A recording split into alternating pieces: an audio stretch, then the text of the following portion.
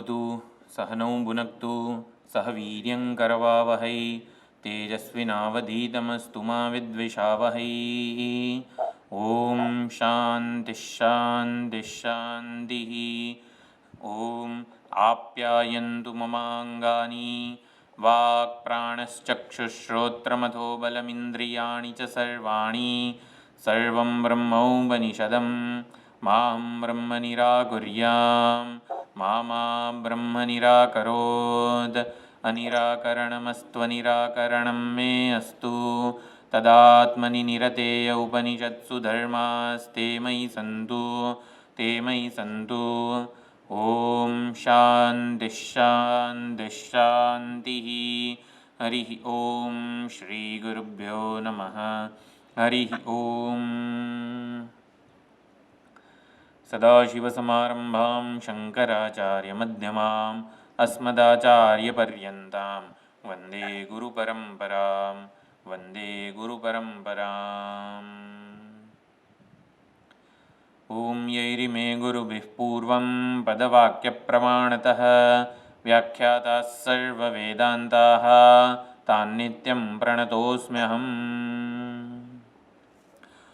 ॐ नमो भगवते प्रजापतये ब्रह्मणे ज्योतिर्विद्याचार्याय संप्रसादाय इन्द्राय विनयवते आत्मान्विच्छवे तपस्विने शुद्धकल्मषाय क्षपितदोषाय एकशतम् उषितवते च।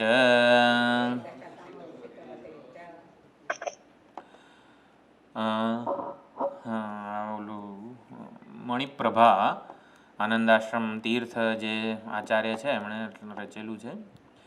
યન્માયા, આ હું બોલી લઉં છું અત્યારે, વાંધો નહીં. યન્માયાદિકમાશ્રિતં બહુગુણં બ્રહ્મચર્યાદિયુક્તો હૃદા અવરુદ્ધ મૂર્ધગતયા નાડ્યા પ્રાપ્યાપી સૌત્રં પદં કામં ક્રીડતિ યત્તુરીયમમलं સૈકં શતાબ્દં ગુરौ સ્થિત્વા દેવપતિર્બુબોધ તદહં ધ્યાયે નૃસિંહાભિધમ.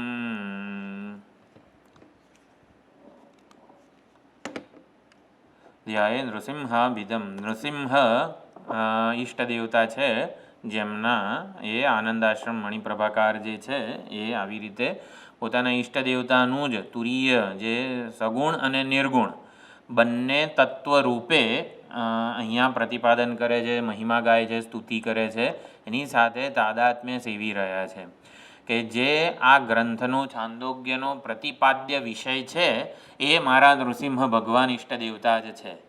એટલે છાંદોગ્ય 1 થી 8મો અધ્યાય, 8મા અધ્યાયમાં 1 થી 7 કે 6 જોવું પડશે, 6 ખંડ સુધી, 1 થી 6 ખંડ સુધી સગુણ બ્રહ્મ વિદ્યા, દહર વિદ્યા જેને કહેવાય છે, 1 થી 6 ખંડ, 1 થી 6 ખંડ સુધી સગુણ બ્રહ્મ વિદ્યાનું નિરૂપણ થયું. 7 થી 12 ખંડ સુધી નિર્ગુણ બ્રહ્મ વિદ્યા એટલે નિર્ગુણ બ્રહ્મ વિદ્યાનું નિરૂપણ થયું. 1 થી 6 ખંડવાળી સગુણ બ્રહ્મ ઉપાસના હતી.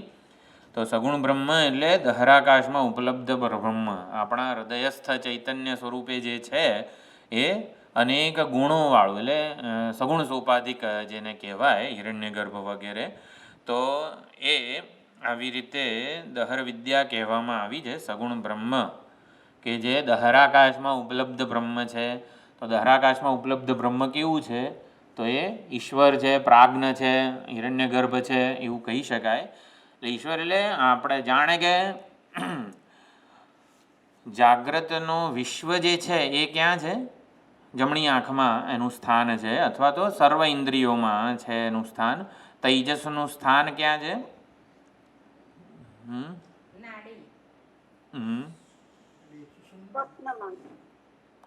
સ્વપ્ન સ્થાન તૈજસ, એનું સ્થાન દક્ષિણાક્ષ મુખે વિશ્વો મનસ્યંતસ્તુ તૈજસ.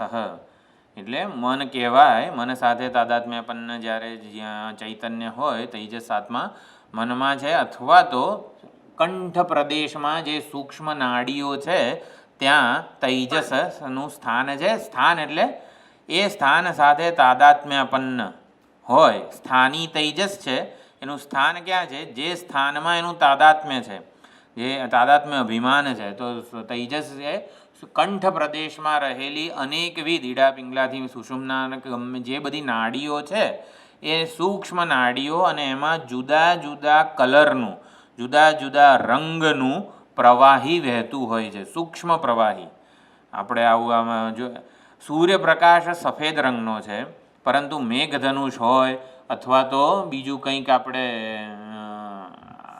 ફુવારામાં આપણને અનેકવિધ રંગો દેખાય છે ને, તો એ જ રંગો સૂર્યમંડલમાં આ બધા રંગો છે, અને એ જ સૂર્યમંડલના બધા રંગો આપણી નાડીઓમાં પણ છે. આપણી સૂક્ષ્મ નાડીઓમાં અનેકવિધ રંગો એ જે પ્રારબ્ધ ભોગવવાનું હોય સ્વપ્નમાં, એ નાડીમાં તૈજસ વિહાર કરે છે, એનું સ્થાન હોય છે. એટલે ધારો આમાં એવું કહેવાય નહીં કંઈ પણ લાલ જે નાડીમાં લાલ રંગનું પ્રવાહી હોય તો એમાં એ પ્રકારના કર્મફળ ભોગવે, એટલે કે સ્વપ્નને જુએ. એટલે દરેકે દરેક રંગ છે એ પ્રકારના કર્મના ફળના ભોગ માટે છે. જેમ સૂર્યપ્રકાશમાં અનેકવિધ રંગો છે, એવી જ રીતે આ નાડીઓના 72 કરોડ 72 લાખ 1108 વગેરે જે નાડીઓ છે હૃદયમાંથી નીકળતી, એક મુખ્ય સુષુમ્ના નાડી, બાકીની 100 જે નાડીઓ છે એના કંઈક 72,000 વિભાગ, શાખા પ્રશાખા વગેરે પડે છે. પ્રશ્નોપનિષદમાં આ બધું વર્ણન છે. તો આટલી બધી જે નાડીઓમાં કઈ નાડીમાં તૈજસ હશે એ પ્રમાણે સ્વપ્નનો ભોગ કરશે. તો શું હતું? હા, પછી એમાં જતો જતો સુષુપ્તિમાં ક્યાં આવે છે? તો સુષુપ્તિમાં પોતાના હૃદયમાં આવી જાય છે. હા, તો હૃદયમાં આવે છે. તો પ્રાજ્ઞ છે એ હૃદયમાં છે. હૃદય એનું સ્થાન છે, પ્રાજ્ઞ સ્થાની છે. દહર વિદ્યામાં જે દહરાકાશ કહેવાય છે, સગુણ બ્રહ્મ કહેવાય છે, એ આ પ્રાજ્ઞ અથવા તો ઈશ્વર. પ્રાજ્ઞ એને વ્યષ્ટિ દેહાભિમાન નથી, માટે એ ઈશ્વર સાથે ઐક્ય. ઈશ્વર એટલે અંતર્યામી, ને હિરણ્યગર્ભ એટલે આવી રીતે સમષ્ટિ સૂક્ષ્મ શરીર ઉપહિત ચૈતન્ય.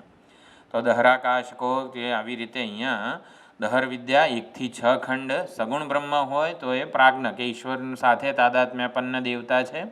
અને 7 થી 12માં નિર્ગુણ બ્રહ્મ વિદ્યાનું નિર્ગુણ બ્રહ્મ વિદ્યા નિર્ગુણ બ્રહ્મનું પ્રતિપાદન કરતી વિદ્યા છે. તુરીય સ્વરૂપનું પ્રતિપાદન 7 થી 12 ખંડમાં છે. 13, 14 અને 15 આટલા 3 ખંડો છે એ ખીલકાંડ કહેવામાં આવે છે. ખીલકાંડ એટલે આમ જાણે કે આપણે જમવા બેઠા હોઈએ, પછી એકાદું થોડું શાક વધ્યું હોય, થોડું દાળ વધ્યું હોય, થોડું ભાત વધ્યા હોય, થોડું રોટલી વધી હોય, થોડું અથાણું વધ્યું હોય, આમ તેમ બધું ભેગું કરીને કોળિયો આમ મોંમાં મૂકી દઈએ તો એને ખીલકાંડ કહેવાય. એટલે કે ખીલકાંડમાં જે કંઈ પણ આમ મુખ્ય ઉપદેશ અપાઈ ગયો, પછી થોડું ઘણું કંઈક સાધન વિશે કહેવાનું રહી ગયું હોય તો ચલો એ કહીએ, ગતિ વિષયક કંઈક, ફળ વિષયક કંઈક ચર્ચા, બધું ભેગું કરીને ખીલકાંડમાં મૂકી દેવામાં આવે. તો 13, 14 અને 15 જે છે ખંડ એ ખીલકાંડ કહેવામાં આવે છે. સગુણ બ્રહ્મ અને નિર્ગુણ બ્રહ્મ આ પ્રમાણે કહેવામાં આવ્યું. હા, તો શું હતું આપણું આ મંગલાચરણ? તો યન માયાદિકમ આશ્રિતમ બહુગુણમ બ્રહ્મચર્યાદિ યુક્ત. તો બ્રહ્મચર્ય બીજા બધા જે સાધનો હતા, બ્રહ્મચર્ય પછી બીજા કયા સાધનો હતા? તો બ્રહ્મચર્યનો મહિમા ખાસ આ દહર વિદ્યામાં ગવાયેલો છે સાધનનો. 1 થી 6 ખંડમાં જે દહર વિદ્યા છે એમાં આની ચર્ચા થયેલી છે. તો બ્રહ્મચર્યાદિ વગેરે સાધનોથી યુક્ત થઈને માયાદિકમ આશ્રિતમ એટલે કે જે સગુણ સોપાધિક પરમાત્મા જે છે, અનેકવિધ બધા ગુણો, એટલે યહ આત્મા અપહત પાપમાં વિજરહ વિમૃત્યુ, જો દહરાકાશમાં ઉપલબ્ધ જે સગુણ બ્રહ્મ છે એ બધાને ગૌણ અર્થમાં આ વિજરહ વિમૃત્યુ વિશોકઃ વિજિઘત્સઃ વગેરે વિશેષણો લાગે, ગુણો. એટલે વિજરહ વિમૃત્યુ એ બધા ગુણો છે સગુણ બ્રહ્મના, અને નિર્ગુણ બ્રહ્મનું મુખ્ય સ્વરૂપ છે. વિજરહ વિમૃત્યુ નિર્ગુણ બ્રહ્મના માટે લક્ષ્યાર્થ છે અને સગુણ બ્રહ્મના વાચ્યાર્થ છે. આ વસ્તુ સમજણ પડે છે. વિજરહ વિમૃત્યુ અપહત પાપમાં વગેરે જે બધા 8 ગુણો કીધા, સત્યકામ સત્ય સંકલ્પ, એ સગુણ બ્રહ્મના વાચ્યાર્થ છે, સગુણ બ્રહ્મના ગુણો છે, અને નિર્ગુણ બ્રહ્મના લક્ષ્યાર્થ છે. નિર્ગુણ બ્રહ્મના પ્રતિપાદન માટે લક્ષણ બને છે, તીર બને છે. બરોબર, આટલું સમજાય છે કે શાખાચંદ્ર ન્યાય એટલે વિજરહ વિમૃત્યુ વિશોક વગેરે બધું શાખાચંદ્ર ન્યાયે તીર બને છે, લક્ષક બને છે નિર્ગુણ નિર્વિશેષ બ્રહ્મમાં પ્રતિપાદન માટે. હા, ઓલામાં મુખ્ય અર્થમાં લાગુ પડે છે. દહરાકાશમાં ઉપલબ્ધ જે બ્રહ્મ છે, જેને ઉપાસક એની સાથે તાદાત્મ્ય સેવે છે અહંગ્રહ ઉપાસનાથી. અહંગ્રહ ઉપાસના, દહર વિદ્યા અહંગ્રહ ઉપાસના છે કે જે ચૈતન્ય દહરાકાશમાં ઉપલબ્ધ છે એ આટલા આટલા આટલા ગુણોવાળું છે. જો આ વૈદિક કાળમાં હિરણ્યગર્ભ કે વગેરે દેવતા હતા, અંતર્યામી વગેરે દેવતા હતા. અત્યારે આપણા કૃષ્ણ, શિવ વગેરે દેવતાઓ છે. શિવજીની અહંગ્રહ ઉપાસના આપણે કરીએ જ છીએ, આત્મા ત્વમ ગિરિજામતી સહચરાહ વગેરે રૂપે. એટલે હિરણ્યગર્ભની જગ્યાએ આપણે શિવજીને જ આપણે સ્થાપેલા છે. આપણા ઈષ્ટ દેવતા કૃષ્ણ ભગવાન હોય તો કૃષ્ણ ભગવાનની અહંગ્રહ ઉપાસના કરવી હોય તો કરીએ છીએ આપણે કૃષ્ણ ભગવાનની અહંગ્રહ ઉપાસના.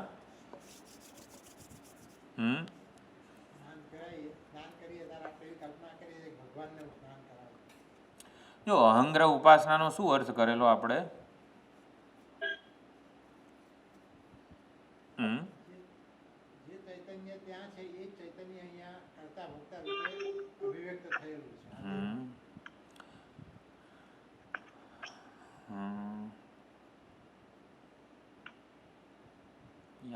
અહંગ્રહ ઉપાસના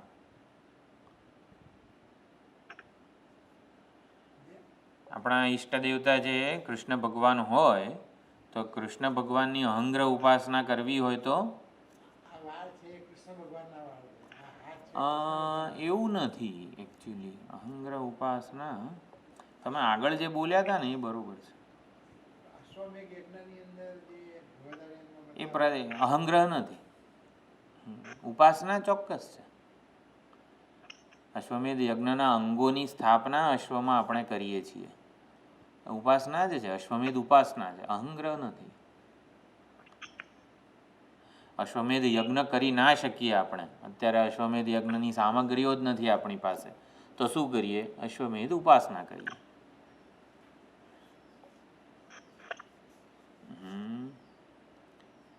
એટલે આવું લખવું પડે. આજે વાત થઈ આશારામભાઈ જોડે કે આ જે અર્થ કર્યો હોય ને આપણે, એ ક્યાંય કોઈ પુસ્તકમાં લખેલો નહીં હોય એમ. એટલે જે ક્યાંય અવેલેબલ ના હોય ને એ આપણે આપણી નોટમાં લખવો પડે. હું રાહ એટલા માટે જોઉં છું કે અહીંયા શોધી રહ્યા છે લોકો, એટલે એમને સમય આપું છું હું. વાત આ તો સમજાવું છું તમને. હું ગાર્ગ્ય અહંગ્રહ ઉપાસના કરતો હતો તો શું કરતો હતો બેઠો બેઠો? ગાર્ગ્ય, હા બોલો બોલો. ચૈતન્ય આ ઉપાધિ છે તે છે નહીં, વચ્ચેથી કટ થઈ ગયું. જે ચૈતન્ય આ ઉપાધિમાં છે તે આ કૃષ્ણ છે. હા બરોબર.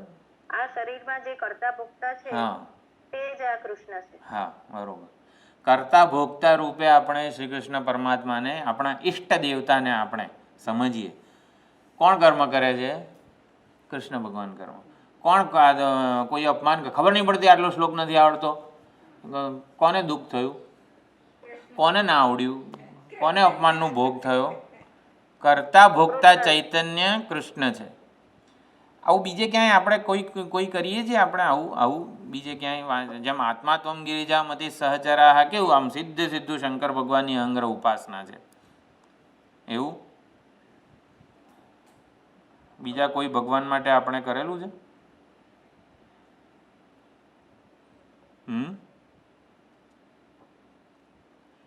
જો આ લખવાનું હોય, મેં તો અનેક વાર કીધેલું છે, રામ ભગવાનની અહંગ્રહ ઉપાસના કોઈ કરીએ છીએ આપણે? શ્રી રામચંદ્રજીની અહંગ્રહ ઉપાસના જો છે લખેલું છે કે એમને યાદ છે? ખેલતી મમ હૃદય રામ ખેલતી મમ હૃદય દહરાયોધ્યા નગર વિહારી ભજન છે ને, આજે લખજો બધા એકવાર. એમાં દહર અયોધ્યા, અયોધ્યા નગરીના રાજા છે. તો કઈ છે અયોધ્યા નગરી? આ રહી હૃદય, દહર અયોધ્યા. આ અહંગ્ર ઉપાસના કહેવાય. શું છે સીતાજી કોણ છે એમાં? આવું તમે આવી રીતે ડાયરેક્ટ પૂછો થોડું કંઈ અમને ખાલી ખાલી તો શાંતિ વિદેહ સુતા સહચારી. હા, શાંતિ જે છે ને એ શાંતિનું હરણ કોણ કરે છે? રાગ દ્વેષ મુખાસુર મારી વગેરે બધું છે ને. હવે તો તમે જોજો ને, લખજો એકવાર, વિચારજો.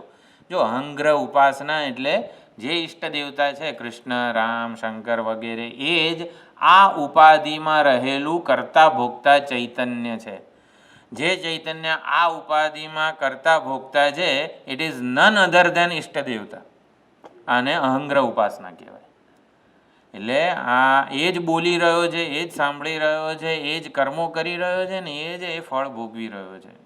જો બંધ થઈ ગયું. અચ્છા, 40 મિનિટ થઈ ગઈ, બરોબર છે.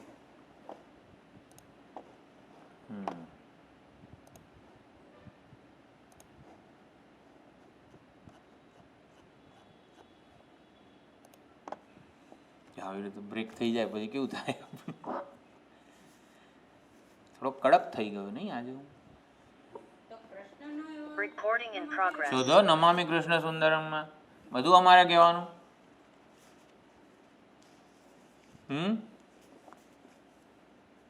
નમામિ કૃષ્ણ સુંદરમ એ પુસ્તક છે, એમાં શોધો કૃષ્ણ ભગવાનનો અંગ્ર ઉપાસનાનો શ્લોક કહો.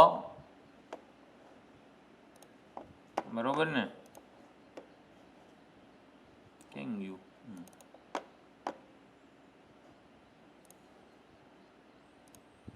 કૃષ્ણ માનસ પૂજા કરીને એક સ્તોત્ર છે નમામિ કૃષ્ણ સુંદરમમાં. એટલું પ્રચલિત નથી ને, આપણે એનો રોજ પાઠ કરતા નથી, પરંતુ જે વૈષ્ણવ વગેરે હોય એ કૃષ્ણ માનસ પૂજા થોડુંક અઘરું પણ છે અને બહુ પ્રચલિત પ્રસિદ્ધ નથી. એટલે હા, વાત થતી હતી કૃષ્ણ ભગવાનની અંગ્ર ઉપાસનાનો શ્લોક. એ બહુ પ્રચલિત નથી, પ્રસિદ્ધ પણ નથી. કૃષ્ણ માનસ પૂજા કરીને નમામિ કૃષ્ણ સુંદરમમાં છે. માનસ પૂજાનું પણ બહુ મહત્ત્વ છે. અને અહંગ્ર ઉપાસના તો નિષ્પાપ બનાવનારી, નિર્મળ નિષ્પાપ આપણા હૃદયને બનાવનારી સૌથી ઇફેક્ટિવ વસ્તુ છે, પ્રબળ એકદમ એમ. તો માયાધિકમ આશ્રિતમ એટલે કે સગુણ બ્રહ્મ, સગુણ સોપાધિક બ્રહ્મ જે છે, જે અનેક કલ્યાણ ગુણગણિક નિલય વગેરે જે કીધેલું છે, એ બધા માયાના લીધે એમાં છે. એટલે માયાધિકમ આશ્રિતમ, માયાના આશ્રય રહેલું છે. સગુણ બ્રહ્મ એટલે આપણે વિચાર કરેલો, જેમાં નારદજી પ્રાણને જે આત્મા માની બેઠા હતા ત્યારે એમને વિપ્રત્યાવયન એને એમાંથી ઉઠાવ્યા હતા. તો એ વખતે શું કરેલું કે પ્રાણ મિથ્યા છે, એટલે સગુણ બ્રહ્મ મિથ્યા છે. એટલે શું? સગુણ બ્રહ્મનો માયા સાથેનો સંબંધ મિથ્યા છે. જો આપણે એ વખતે ભૂમ વિદ્યામાં ખાસી ચર્ચા કરેલી. સગુણ બ્રહ્મ પ્રાણ મિથ્યા છે. પ્રાણ મિથ્યા છે એટલે શું? પ્રાણ એટલે હિરણ્યગર્ભ. હિરણ્યગર્ભ એટલે આપણે કીધું શિવજી આપણા ઈષ્ટ દેવતા. તો એ મિથ્યા છે એટલે શું? શિવજીનો એ કૈલાસવાસી દેહ સાથેનો જે સંબંધ છે એ મિથ્યા છે, માયા સાથેનો સંબંધ એમ. એટલે માયાધિકમ આશ્રિતમ બહુગુણમ. તો જે સગુણ બ્રહ્મનો ઉપાધિ સાથેનો સંબંધ અજ્ઞાન કલ્પિત છે, મિથ્યા છે એમ. અજ્ઞાન કલ્પિત છે, સાચો નથી. હા, તો આ શું છે? યન માયાધિકમ આશ્રિતમ બહુગુણમ બ્રહ્મચર્યાદિ યુક્ત. તો બ્રહ્મચર્ય વગેરે સાધન સંપન્ન થઈને માયા વગેરેના આશ્રયે જે બધા ગુણો રહેલા છે, અપહત પાપમાં વિજર વિમૃત્યુ, એ બધું એનું આપણે ધ્યાન કરીએ હૃદયમાં. અવરુદ્ધ મૂર્ધ ગતયા નાડ્યા. તો એનાથી શું થાય? તો મૂર્ધ સીધી જે સુષુમ્ના નાડી છે અવરુદ્ધ, એમાં આપણા મનનો પ્રાણનો નિરોધ કરીને મૂર્ધ ગતયા નાડ્યા. તો જ્યારે આપણું તાદાત્મ્ય એ ઈષ્ટ દેવતા સાથે થાય, અહીં જ જીવતા જ તાદાત્મ્ય થાય. અને ત્યારે તો પછી દેહ વિદાય થાય ને ત્યારે સુષુમ્નાથી આપણે એ સૌત્ર પદ એટલે કે સૂત્ર જે હિરણ્યગર્ભ પદ છે કે આપણા જે ઈષ્ટ દેવતા છે એની સાથે મુખ્ય અર્થમાં સાયુજ્ય થાય. એટલે દેહ વિદાય થાય પછી સુષુમ્ના નાડીના માર્ગે આપણે આપણા ઈષ્ટ દેવતા સાથે સાયુજ્ય પ્રાપ્ત કરી શકીએ છીએ. આને સૌત્ર પદ વગેરે કીધું છે.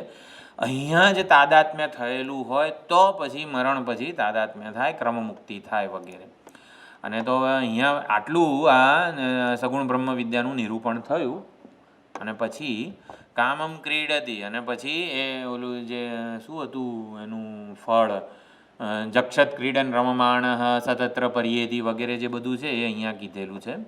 એટલે એ સગુણ બ્રહ્મ સાથે તાદાત્મ્યપન્ન થાય પછી જે કીધું કે આ લોકની ઈચ્છા કરે તો એને એ લોકમાં જવા મળે છે વગેરે. પિતૃલોકમાં પિતૃઓને મળવું હોય તો એ સંકલ્પ માત્રથી પિતૃઓને મળી શકે છે. પોતાની માતામહી વગેરે જેના દર્શન કરવા હોય એને એ દર્શન કરી શકે છે વગેરે વગેરે. એટલે કામમ ક્રીડતી પોતાના યથેષ્ટ આચરણ એ કરી શકે છે. અને બ્રહ્મલોકમાં બ્રહ્માજી જેમ કે નારદજી છે ત્રણેય લોકમાં અપ્રતિબદ્ધ એમની ગતિ છે. તો એવી રીતે આ ઉપાસક જે છે એની પણ ત્રણેય લોકમાં કામમ ક્રીડતી પોતાની ઈચ્છા પ્રમાણે એ ગમે ત્યાં જઈ શકે છે. આનો અર્થ આપણે નિર્ગુણ બ્રહ્મમાં શું કરેલો, બ્રહ્મલોકના લાડુ ભોગવે છે એવું વગેરે આપણે ઘણી ચર્ચા કરી. તો બ્રહ્મલોકના લાડુને અહીં જ ભોગવે છે બેઠો બેઠો એટલે ઉજાળે છે, એવું કંઈ ભોગવવાનું મુખ્ય અર્થમાં નથી. અત્યારે પ્રકાશિત કરે છે, ઉજાળે છે, અસંગતયા ભોગવવાની જરૂરિયાત વગરનો થઈ જાય છે. આવું નિર્ગુણ બ્રહ્મ વિદ્યામાં આપણે જોયું આ અર્થ. પણ સગુણ બ્રહ્મ વિદ્યામાં કામમ ક્રીડતી એટલે ખરેખર ત્યાં એ જે લોકમાં જવું હોય એ લોકમાં જઈ શકે છે, ત્યાં એ આવી રીતે વિચરણ કરી શકે છે. સમષ્ટિ તાદાત્મ્ય થાય વ્યષ્ટિ દેહાભિમાન જ મર્યાદિત બનાવે છે દેશ અને કાળમાં.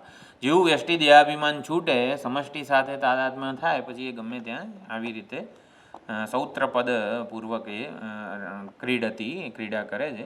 યદ તુરીયમ અમલમ અને પછી જે દહરાકાશમાં જ લક્ષ્યાર્થ રૂપે જે તુરીયમ અમલમ એ નિષ્પાપ તુરીય તત્વ જે છે એને પ્રાપ્ત કરી લે, જાણી લે. કેવી રીતે? લક્ષ્યાર્થ કયું હતું?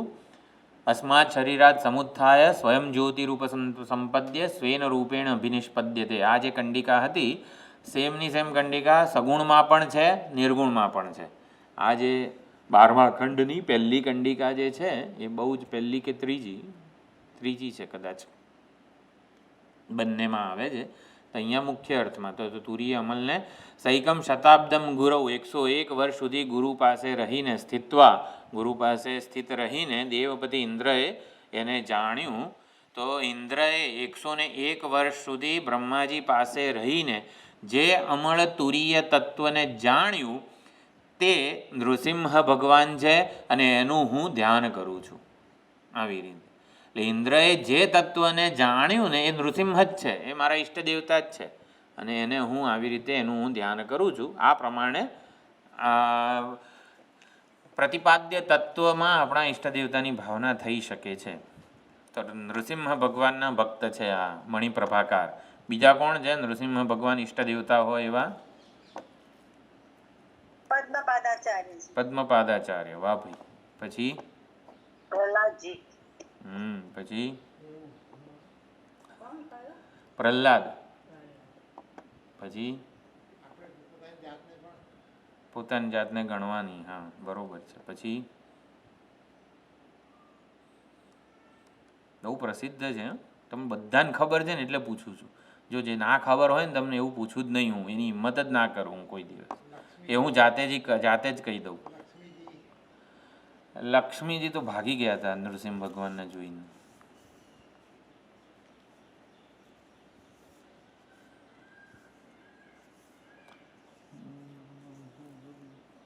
વાગીશા યસ્ય વદને લક્ષ્મીર્યસ્ય ચ વક્ષસી યસ્યાસ્તે હૃદયે સંવિત તમ નૃસિંહમહં ભજે. કોનો શ્લોક છે આ?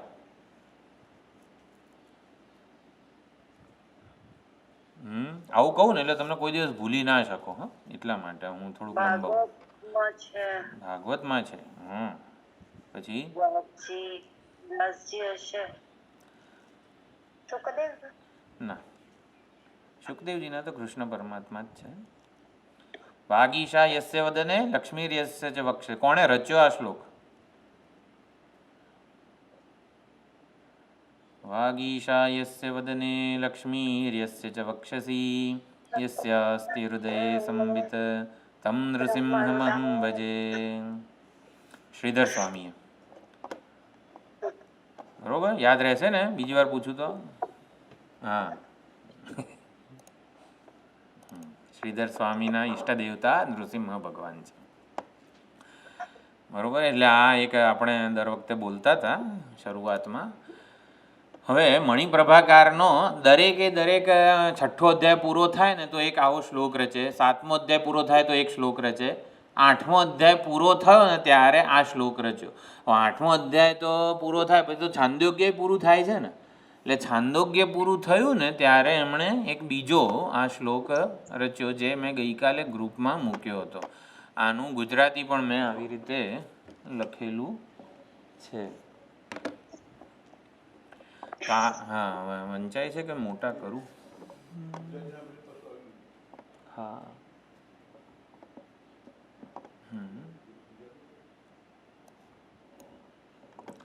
કાર્ય બ્રહ્મ પદાત્ત તુંગ ફલવત ધ્યાન પ્રભેદાચલમ વિશ્વોદ્ભૂતિ વિભૂતિવાદ વિલસત વીચી તરંગાકુલમ દૈન્યમ મુંજત ભોજના ગુરુતરીમ આરોહતાલમ શ્રમૈ ગાહંતામ અનવદ્ય રુદ્યમણયે છાંદોગ્ય રત્નાકરમ. તો રત્નાકર સમુદ્ર, તો છાંદોગ્ય રૂપી રત્નાકરમાં ગાહંતામ અવગાહન કરો, ડૂબકી મારો. ભોજના, હે લોકો, હે બધા મુમુક્ષુ સાધકો, તરતા ના આવડતું હોય ને તોય છાંદોગ્ય રત્નાકરમાં ગાહંતામ ડૂબકી મારો, તરો, સ્વિમિંગ કરો, જે કરવું એ કરો. પણ બરોબર, એટલે આપણને આ રીતે કીધું. તો કેવો છે? તો છાંદોગ્ય રત્નાકરમ, તો છાંદોગ્ય રૂપી રત્નાકર જે છે ને એના બધા વિશેષણો છે. તો આ બધા જે રત્નાકરમ દ્વિતીય વિભક્તિ એકવચન, જેટલા પણ બધું છે ને આ બધું છાંદોગ્યના વિશેષણ છે. અનવદ્ય રુદ્યમણયે, એટલે અહીંયા આગળ શું કીધું છે? અનવદ્ય એટલે કોઈ પ્રકારની નિંદા ન હોય એવું, એટલે કે દીનતા હીનતા વગરની બુદ્ધિ માટે. અનવદ્ય રુદ્યમણય એટલે અહીંયા છે અભિષ્ટ. અભિષ્ટ એવા મહામૂલા રત્નની પ્રાપ્તિ માટે. નાનું કરવું. તો અભિષ્ટ નિર્દોષ શુદ્ધ અને અભિષ્ટ એવા મહામૂલા રત્નની પ્રાપ્તિ માટે હે મનુષ્યો, તમે સફળતાના વિશ્વાસપૂર્વક પ્રવેશ કરો, અંદર ડૂબકી મારો. બીજો બધો શ્રમ અને પ્રયત્ન છોડી દો. કર્ણધાર ગુરુનો આશ્રય લઈ બુદ્ધિની દીનતા અને હીનતાથી મુક્ત થઈ જાઓ. દૈન્યમ મુંચત એટલે કે દીનતા હીનતા બુદ્ધિની હોય, આ કઈ રીતે ભણાશે? ચાંદોગ્ય ઉપાસનાઓ જ છે, બધું અઘરું છે, સૌથી અઘરું ઉપનિષદ છે. કઈ રીતે? ભાઈ દૈન્યમ મુંચત, કર્ણધાર ગુરુ જે છે ને એનો આશ્રય લો અને દીનતા બુદ્ધિની દીનતાને છોડી દો. અને ગુરુતરીમ આરોહતાલમ શ્રમૈ. આરોહતાલમ શ્રમૈનો શું અર્થ કર્યો? શ્રમૈ વિશ્વાસપૂર્વક અંદર અવગાહન કરો. ગુરુરૂપી નૌકાના સહારે, છાંદોગ્ય ઉપનિષદ રૂપ સમુદ્રમાં ગુરુરૂપી નૌકાના સહારે નિર્દોષ શુદ્ધ અને અભિષ્ટ એવા મહામૂલા રત્નની પ્રાપ્તિ માટે પ્રવેશ કરો. સફળતાના વિશ્વાસપૂર્વક પ્રવેશ કરો. કેવું છે? કાર્ય બ્રહ્મ પદાત તુંગ ફલવત ધ્યાન પ્રભેદાચલમ. તો ધ્યાન પ્રભેદ અનેકવિધ ઉપાસનાઓ કે ધ્યાન ના પ્રભેદ એટલે અનેક બધા, ઘણી બધી ઉપાસનાઓ, સંબર્ગ વિદ્યા, દહર વિદ્યા, શાંડિલ્ય વિદ્યા અને બધી આપણને ઘણી બધી ઉપાસનાઓ કે ધ્યાન કહેવામાં આવ્યા. અને એનાથી એ કેવી છે? વિશ્વોદ્ભૂતિ વિભૂતિ વાદ વિલસત. તો વિશ્વની ઉદ્ભૂતિ એટલે કે ઉત્પત્તિ, અને વિભૂતિ એટલે વિસ્તાર, અને વિવિધેન ભવનમિતિ વિભૂતિ. તો વિશ્વની ઉત્પત્તિ અને વિભૂતિ એટલે કે વિસ્તારનું સમજાવનારી આ બધી ઉપાસનાઓ છે. આપણા ઈષ્ટ દેવતા જે છે એને આપણે કઈ રીતે જગતના અભિન્ન નિમિત્ત ઉપાદાન કારણ રૂપે સ્વીકારવાના હોય કોઈ પણ ઉપાસનામાં, ઈષ્ટ દેવતા શ્રી કૃષ્ણ હોય તો શ્રી કૃષ્ણ એક દેહધારી એવું નહીં, એને આપણે જગતના અભિન્ન નિમિત્ત ઉપાદાન કારણ રૂપે સ્વીકારવાના હોય. એટલે એ જ જગતના સર્જનહાર છે, જગતના પાલનહાર છે. એ રીતે એ જેટલી પણ ઉપાસનાઓ વગેરે કહેવામાં આવી એ આ કાર્ય બ્રહ્મ હિરણ્યગર્ભ આપણા ઈષ્ટ દેવતા, એના પદની પ્રાપ્તિ ક્યારે થાય? જ્યારે એને આપણે અભિન્ન નિમિત્ત ઉપાદાન કારણ સ્વીકારીએ. એ જ જગતની ઉત્પત્તિ અને વિસ્તારના વિવિધ એ કરનારા છે. અને આવા વર્ણનોના પ્રભેદાચલમ અચલમ આનંદપૂર્ણ તરંગોથી ઉછળી રહ્યું છે આ છાંદોગ્ય ઉપનિષદ. વિશ્વોદ્ભૂતિ વિભૂતિ વાદ વિલસત, તો વિલસત એટલે એ શોભી રહ્યું છે, ઉછળી રહ્યું છે. વિશ્વની જે મારા ઈષ્ટ દેવતા છે એ જ આ વિશ્વની ઉદ્ભૂતિ અને વિભૂતિ કરનારા છે. વીચી તરંગાકુલમ, એટલે વીચી એટલે વમળ વગેરે તરંગ અને એનાથી યુક્ત છે. એટલે ઈષ્ટ દેવતાની આ પ્રકારે અનેક પ્રકારની વિભૂતિઓ રૂપી તરંગોથી જે આવી રીતે રહેલું છે એનું અવગાહન કરો. એટલે 1 થી 5 અધ્યાયમાં આવી રીતે ઉપાસનાનું વર્ણન છે, અનેકવિધ ઉપાસનાઓનું. અને પછી શું છે, પછી નિર્ગુણ બ્રહ્મ વિદ્યાનું પણ નિરૂપણ છે. એને માટે કીધું અનવદ્ય હૃદય મણયે, એટલે પોતાના મણિની પ્રાપ્તિ માટે હૃદયાકાશમાં જે તુરીય પરમાત્મા છે એ અનવદ્ય નિષ્પાપ છે, અપહત પાપમાં વિજરહ વિમૃત્યુ છે.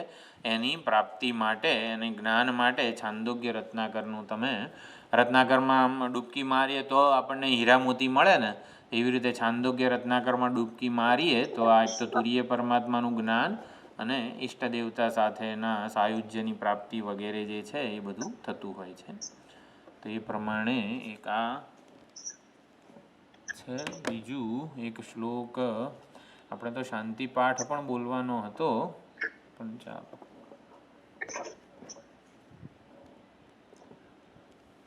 આ ગુરુવારે જોઈશું શાંતિ પાઠ.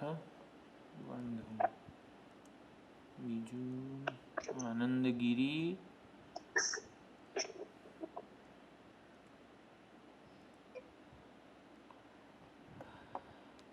નરેન્દ્રપુરીનું ટિપ્પણ જે છે ને આપણી આ બુક,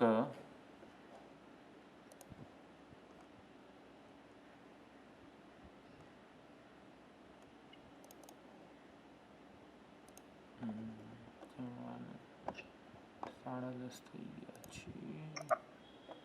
આનંદગીરીનું મંગલાચરણ જોઈ લઈએ. 3 મુખ્યત્વે નરેન્દ્રપુરીનું ટિપ્પણ છે, આનંદગીરીની ટીકા છે, અભિનવ નારાયણાનંદેન્દ્ર સરસ્વતીજી એમની પણ ટીકા છે. એમણે છેલ્લે આ બધા શ્લોકો રચેલા છે. આનંદગીરી વ્યાખ્યાકાર કહે છે વિયદાદિ જગજ્જાતમ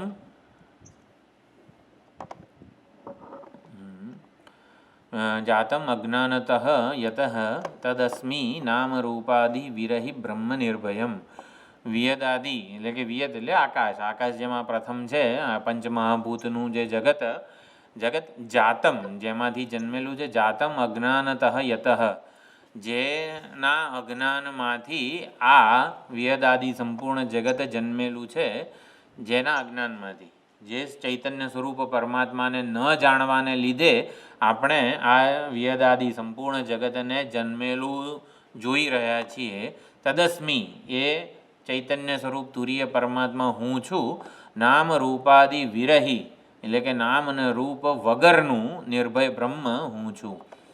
એટલે જે નિર્ભય બ્રહ્મ નામ રૂપ વગેરેથી રહિત છે, એના અજ્ઞાનને લીધે જ વિયદાદિ સંપૂર્ણ જગત જન્મેલું આપણને જણાય છે. તે બ્રહ્મ હું છું. આ પ્રમાણે અભેદ શું તત્વાનુસંધાનાત્મક મંગલાચરણ કહેવાય. પછી નમસ્ત્રય્યંત સંદોહ સરસીરુહ ભાનવે ગુરવે પક્ષૌઘ ધ્વાંત ધુંસ પટીયસે. નમઃ ત્રયી એટલે વેદ, ત્રય્યંત એટલે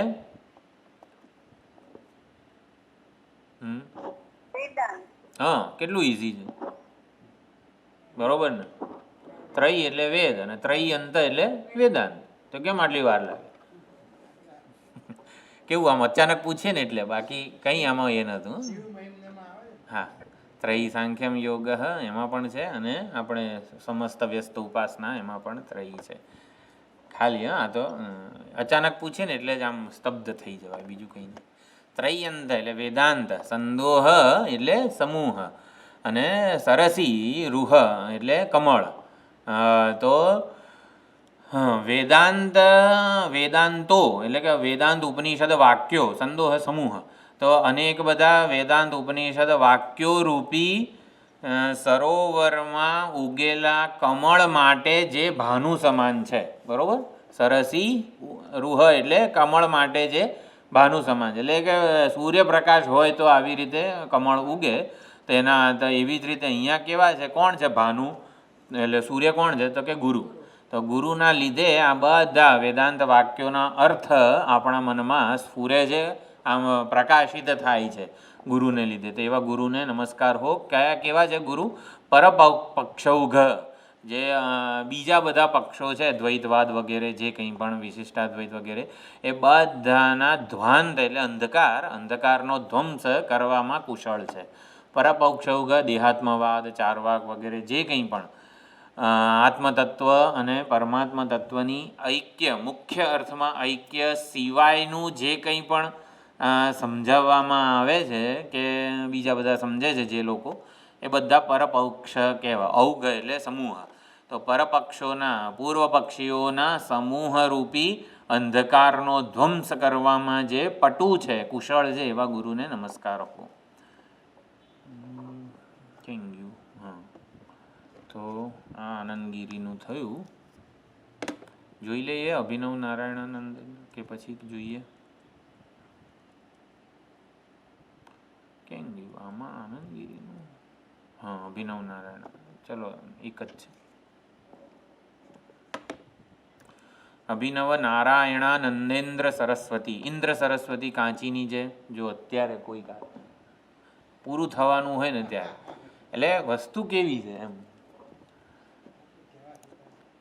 બ્રહ્મસૂત્ર લખ્યું એ જ? ના, આપણે જે છે ને લાંબી ટીકા છે 6, 7 અને 8. અભિનવ નારાયણ સરસ્વતીજીના ગુરુ જ્ઞાનેન્દ્ર સરસ્વતી, એમના ગુરુ સચ્ચિદાનંદેન્દ્ર સરસ્વતી. સચ્ચિદાનંદેન્દ્ર સરસ્વતીને ઉપનિષદ બ્રહ્મયોગી કહેવામાં આવે છે. એમણે 108 ઉપનિષદ ઉપર ટીકા લખેલી છે. શંકરાચાર્યજીએ તો 11 ઉપનિષદ પર ભાષ્ય લખ્યું છે. ઉપનિષદ બ્રહ્મયોગી આમના દાદા ગુરુ સચ્ચિદાનંદેન્દ્ર સરસ્વતી, એમણે 108 ઉપનિષદો ઉપર ટીકા લખેલી છે. આ બધું આપણે એમનો ઐતરેય ઉપનિષદમાં બહુ મોટો આધાર લીધેલો, એ ઉપનિષદ બ્રહ્મયોગીનો. અંગુષ્ઠ તર્જની યોગ મુદ્રા હાજી બ્રહ્મસૂત્રમાં અભિનવ છે જુદા? હા, એ તો જુદા. એ તો અભિનવ ગુપ્તાચાર્ય, એટલે આપણે એ પક્ષની ટીકા નથી. એ કોઈક બીજી વિશિષ્ટાદ્વૈતી કે એવું કંઈક કહેવાય. બ્રહ્મસૂત્ર ઉપર ભામતી ટીકા છે, રત્નપ્રભા ટીકા છે, અને પૂર્ણાનંદીય ટીકા છે. એની આપણે એ જે આનંદગીરીની ટીકા છે. આટલું આપણે ભણીએ છીએ. અત્યારે નથી લેતા, એમણે લીધી છે ખરી પહેલાં. અત્યારે ભાષ્ય અને રત્નપ્રભા બે જ, જે આપણે ત્યાં વલસાડ ભણ્યા છે. હા, અંગુષ્ઠ તર્જની યોગ, અંગુષ્ઠ અને તર્જની યોગ મુદ્રા વ્યાજેના દેહીનામ, દેહીઓને એટલે જીવોને આ ચિન્મુદ્રાના વ્યાજે એટલે બહાને ચિન્મુદ્રાનો આધાર લઈને શ્રુત્યર્થમ બ્રહ્મજીવૈક્યમ, શ્રુતિનો તાત્પર્યાર્થ બ્રહ્મ અને જીવનું ઐક્ય દર્શાવી રહ્યા છે. એ દક્ષિણામૂર્તિ ભગવાન જે છે એ અવતાત શિવ, એટલે શિવજી દક્ષિણામૂર્તિ ભગવાન, એ અમારું અવતાત, અમારું રક્ષણ કરો. અવ રક્ષણે ધાતુ છે, અવતી ઇતિ ઓમ. ઓમ એ અવ ધાતુ પરથી જ આવે છે.